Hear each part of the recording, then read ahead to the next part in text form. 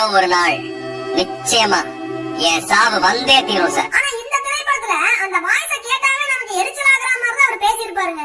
சிங்கத்துக்கு சீக்கு வந்தா பெருச்சாலி எல்லாம் பிரிஸ்கிரிப்ஷன் எழுதும். ஆக்சுவலி நம்ம கார்த்தியோட தப்பே கிடையாது. அவர் எப்பவும் போல நார்மலா தான் தன்னுடைய பெர்ஃபார்மன்ஸை வெளிப்படுத்தியிருந்தாரு. ஆனா அந்த டைரக்டர் தான் வந்து பாத்தீங்கன்னா கார்த்தி இந்த மாதிரி காட்டினா நல்லா இருக்கும்னு நினைச்சிருப்பாரு.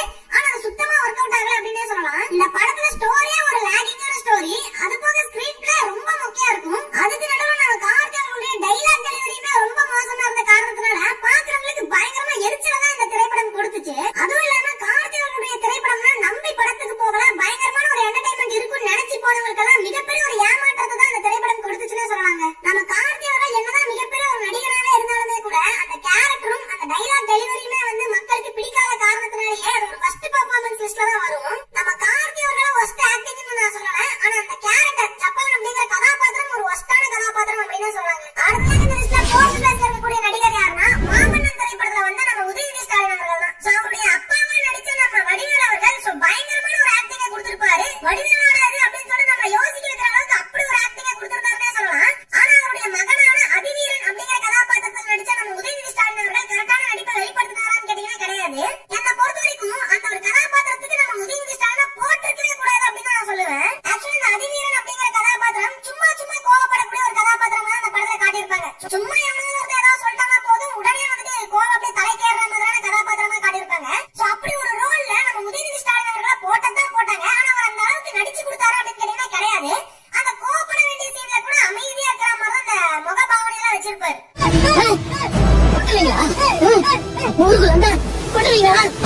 என்னதான் வந்து பாத்தீங்கன்னா அவர் கோவப்பட்டாலுமே அந்த பெரியவனை அடிக்க வர்ற மாதிரியான இந்த முகபாவனைகளே அவர்கிட்ட இருக்காது. சோ அதனாலேயே பார்க்கக்கூடிய ஆடியன்ஸ்க்கு எமோஷனலா வந்து பாத்தீங்கன்னா அந்த சீன்ஸ் எல்லாம் கனெக்ட் ஆகல. அவருடைய ஆக்டிங் வந்து மிகப்பெரிய ஒரு மைனஸான இந்த திரைப்படத்துல இருந்துச்சு. நம்ம உதயநிதி ஸ்டாலின் அவர்களுக்கு பதிலாக நம்ம ஜீவா அல்லது நம்ம கௌதம் கார்த்திகி இவங்க எல்லாம் கூட போட்டிருந்தா கூட பர்ஃபெக்டான இந்த இடத்துல நடிச்சிருப்பாங்க. ஆனா நம்ம உதயநிதி ஸ்டாலின் அவர்கள் அவ்வளவா இந்த இடத்துல நடிக்கல அப்படிங்கறதாங்க உண்மை. சோ அதனாலே இந்த ஃபர்ஸ்ட் பெர்ஃபார்மன்ஸ் லிஸ்ட்ல 4th பிளேஸ்ல இருக்காருங்க. அடுத்ததாக மூணாவது இருக்கக்கூடிய நபர் யாருன்னா நம்ம ருத்ரன் திரைப்படத்துல நடிச்ச ராகவா லாரன்ஸ் அவர்கள் தான். இதே ராகவா லாரன்ஸ் அவர்கள் தான் ஜிகிர்தண்டா டபுள் திரைப்படத்துல பயங்கரமான ஒரு பெர்ஃபார்மன்ஸ் கொடுத்திருப்பாரு. ஏன்னா அதுக்கு ஏத்த மாதிரியான கதாபாத்திரத்தையும் கதையும் சூஸ் பண்ணி நடிச்சாரு. அதனால அந்த கதையில பயங்கரமான ஒரு நடிப்பு தேவைப்பட்டுச்சு. அதனால அவர் நடிச்சிருந்தாரு. ஆனா இந்த ருத்ரன் அப்படிங்கிற திரைப்படத்துல அந்த ஹீரோ கதாபாத்திரமே முதல்ல சரியா வடிவமைக்கப்பட்டிருக்காதுன்னே சொல்லலாம். கூடவே இவருடைய ஆக்டிங்குமே ஓவர் ஆக்டிங்கா தான் இருந்துச்சே தவிர நார்மலா ரசிக்கிற மாதிரியான ஆக்டிங்கே இல்லங்க. சோ ஆல்ரெடி அந்த ஒரு திரைப்படத்துல ஃபைட் சீனால தெலுங்கு படம் மாதிரி இருக்கு அப்படிங்கிற மாதிரி தான் பேச்சு போயிட்டு இருந்துச்சு. அதுக்கு ஏத்த மாதிரி இவருடைய எக்ஸ்பிரஷன்ஸ்மே அந்த ஃபைட் சீன்ல ஓவர் எக்ஸ்பிரஷனா தான் இருக்கும். இந்த பூமியை படைச்ச சாமிடானா. அதுக்கப்புறமா அந்த லவ் சீன்ஸ்ல எல்லாம் அவர் ஏதோ நடிக்கணும்னு நடிச்ச மாதிரி தான் இருக்குமே தவிர ஒரு டெடிகேட்டடான ஒர்க் அவருக்கு இருக்காது. அண்ட் ஆல்சோ அவருக்கு அந்த லவ் சீன்ஸ் எல்லாம் சுத்தமா செட் ஆகல அப்படின்னு தாங்க சொல்லணும். சோ இந்த ஒரு திரைப்படத்துல அவருடைய ஆக்டிங் வந்து ரொம்ப ரொம்ப ஃபர்ஸ்ட் பெர்ஃபார்மன்ஸ் அப்படின்னு நான் சொல்லுவேன். ஆனா அவருடைய டான்ஸ் வந்து பாத்தீங்கன்னா இந்த ஒரு திரைப்படத்துல ரொம்ப சூப்பராவே இருக்கும்.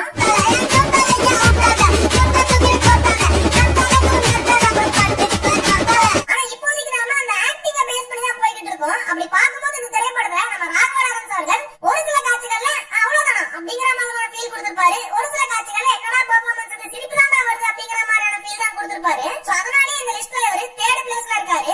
ஆனா நம்ம ராகவா லாரன்ஸ் அவர்கள் ஜிகிர்தண்டா டபுள் நடிச்ச மாதிரி நல்ல கதையும் நல்ல கதாபாத்திரத்தையும் சூஸ் பண்ணி நடிச்சாருன்னா அவரும் ஒரு நல்ல பெர்ஃபார்மர் அப்படிங்கறத நிரூபிக்கலாங்க. அடுத்ததாக இந்த லிஸ்ட்ல 2nd பிளேஸ்ல இருக்கக்கூடிய நடிகர் யாருன்னா ரெய்டு திரைப்படத்துல வந்து நம்ம விக்ரம் பிரபு அவர்கள் தான். அந்த ஒரு திரைப்படத்துல நம்ம விக்ரம் பிரபு அவர்கள் ஒரு பயங்கரமான போலீஸ் ஆபீசரா வந்திருப்பாரு. யாருக்குமே பயப்படாத ஆளா வந்திருப்பாரு. ஆனா அந்த ஒரு கதாபாத்திரத்துல அவருக்கு ஒரு மீச கூட கொடுத்திருக்க மாட்டாங்க. நல்லா மீச தாடியெல்லாம் வலிச்சு எடுத்துட்டு ஒரு ஸ்கூல் பையன் மாதிரி முடமுடன்னு வந்து நிப்பாரு. அவரை பார்த்தா ஒரு போலீஸ் அப்படிங்கிற ஒரு ஃபீலே வராது. அப்புறமா நம்ம விக்ரம் பிரபு அவர்களுடைய ஆக்டிங்க பாத்தீங்கன்னா இந்த படத்துல நான் ஒரு போலீஸ், அதனால நான் போலீஸ் மாதிரி நடிப்பேன்டா, ரொம்ப வீரப்பா சுத்துவேன்டான்னு சொல்லிட்டு அவருமே ஓவர் ஆக்டிங் பண்ண மாதிரி தான் ஃபீல் ஆச்சு. அதுவும் நம்ம ஊர்ல இந்த போலீஸ் ஸ்டோரிஸ் எல்லாம் பயங்கர ஃபேமஸ் அப்படின்னு சொல்லலாம். நம்ம சிங்கம் சூர்யாவாக இருக்கட்டும் அல்லது சாமி விக்ரமாக இருக்கட்டும் அவங்க எல்லாம் அப்படியே வீரப்பா அப்படியே வெறப்பா நடிப்பாங்க இந்த போலீஸ் கதாபாத்திரத்துல. அதே மாதிரி தான் நானும் ட்ரை பண்ணேன்னு சொல்லிட்டு நம்ம விக்ரம் பிரபு அவர்கள் அப்படியே வெறப்பா நடிச்சிருப்பாரு. ஆனா அவருக்கு சுத்தமா ஒர்க் அவுட் ஆயிருக்காது. இதுக்கு நம்ம ஜிவிஎம் படங்கள்ல வரக்கூடிய போலீஸ் ஆபீசர்ஸ் இருக்காங்கல்ல, வேட்டையாடு விளையாடு கமல், அதுக்கப்புறம் நம்ம என்ன இருந்தால் அஜித், இந்த மாதிரி ஒரு சாதுவான போலீஸாவே அவரை காட்டிருக்கலாம். ஆனா இல்லடா நான் வெறப்பான ஆள்தான்னு சொல்லிட்டு நடிச்சிருப்பாரு. ஆனா சுத்தமா அந்த காட்சியில பார்க்கவே முடியாதுங்க அந்த படத்துல. சோ அதனாலே இந்த லிஸ்ட்ல 2nd பிளேஸ்ல இருக்காரு நம்ம விக்ரம் பிரபு அவர்கள். அப்புறம் ஃபர்ஸ்ட் பிளேஸ்ல யாரு ப்ரோ அப்படின்னு சொல்லி கேட்டீங்கன்னா கண்டிப்பா எல்லாருக்குமே தெரிஞ்சிருக்கும். ஃபர்ஸ்ட் பிளேஸ்ல ஒரே படத்துல இருந்து 3 பேர் இருக்காங்க. சந்திரமுகி 2 திரைப்படத்துல வந்து நம்ம கங்கனா அவர்கள், அப்புறம் நம்ம லட்சுமி மேனன், அதுக்கப்புறம் நம்ம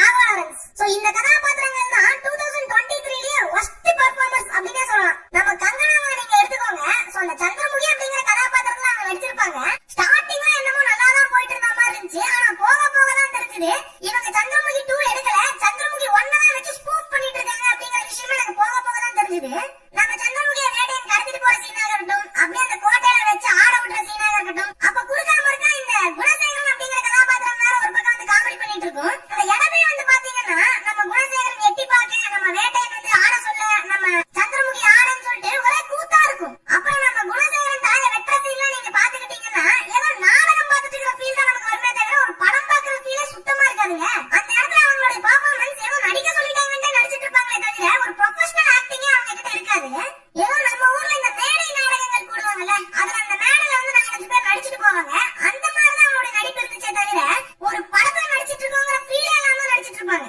இவங்களெல்லாம் தாண்டி நம்ம லட்சுமி மேனன் அவர்கள், அவங்க தான் வந்து பாத்தீங்கன்னா இந்த படத்துல ஒரு 2வது முக்கியமான கதாபாத்திரம்னு சொல்லலாம். அவங்களுக்கு பேய் பிடிக்கிற சீனாக இருக்கட்டும், அல்லது அவங்க சந்திரமுகியா கிளைமேக்ஸ்ல டான்ஸ் ஆடுற சீனாக இருக்கட்டும், அதெல்லாம் பார்த்தா பயம் வரணும், ஆனா பார்த்தா சிரிப்பு தான் வந்துச்சு. சோ இவங்க எல்லாருமே தாண்டி அந்த சந்திரமுகி 2 திரைப்படத்துல எல்லாருமே ஏதோ நடிக்கணுமே, காசு வாங்கிட்டோமேன்னு நடிச்ச மாதிரி இருந்துச்சே தவிர யாருமே வந்து ஒரு நல்ல படத்துல நடிக்கணும், படம் நல்லா வரணுங்கிற நோக்கத்துல நடிச்ச மாதிரியே தெரியல. சோ அதனாலே இந்த சந்திரமுகி 2 திரைப்படம் ஒரு அட்டர் ஃபிளாப்பான திரைப்படமா தான் அமைஞ்சது. என்னதான் இந்த சந்திரமுகி 2 திரைப்படத்துல விஎஃப்எக்ஸ் சரியில்லை, அது சரியில்லை, இது சரியில்லைன்னு சொன்னாலுமே இந்த நடிகர்களுடைய நடிப்புமே வந்து பாத்தீங்கன்னா இந்த திரைப்படத்துல சரியில்லாம தான் இருந்துச்சுங்க. இந்த படத்துடைய தோல்விக்கு அதுவுமே ஒரு மிகப்பெரிய காரணமா இருக்குதுங்க. ஓகே நண்பர்களே, இந்த ஒரு வீடியோல டாப் 5 worst performers of 2023 பத்தி தான் பார்த்தோம். சோ இந்த லிஸ்ட்ல நீங்க வேற ஏதாவது நடிகரை ஆட் பண்ணணும்னு நினைச்சீங்கன்னா அது யாரா இருப்பாங்கன்னு சொல்லிட்டு மறக்காம கமெண்ட்ல சொல்லுங்க. நெக்ஸ்ட் வேற எந்த மாதிரியான கண்டென்ட்லாம் போடலாம்னு சொல்லிட்டு மறக்காம கமெண்ட்ல சொல்லிட்டு போங்க நண்பர்களே. உங்களை நான் அடுத்த வீடியோல சந்திக்கிறேன்.